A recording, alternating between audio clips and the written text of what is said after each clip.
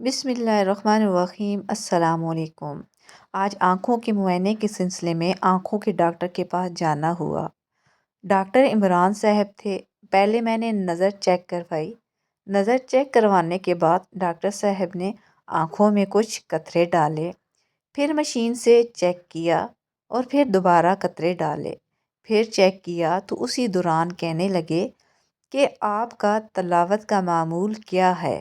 میں نے انہیں بتایا کہ جب میں فجر کی نماز پڑھانے جاتا ہوں تو راستے میں جاتے ہوئے میں سورہ یاسین کی تلاوت کرتا ہوں۔ نماز پڑھا کے واپس گھر آتا ہوں تو روزانہ کا معمول ہے کہ ایک پارہ تلاوت کرتا ہوں، جو کم از کم ہے، اور باقی اذکار اور معمولات بھی اس کے ساتھ ہوتے ہیں۔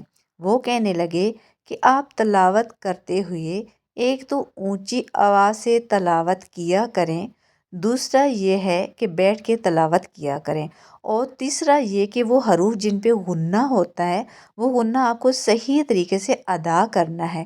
میں ان کی بات بہت توجہ سے سن رہا تھا۔ کہنے لگے کہ یہ جو ہم غنہ کرتے ہیں اور آواز ناک میں جاتی ہے تو اس کی وجہ سے آنکھوں کے ارد گرد اور پیشانی پہ جو چھوٹی چھوٹی وینز اور چھوٹی چھوٹی رگیں ہیں ان کا جال پھیلا ہوا ہے۔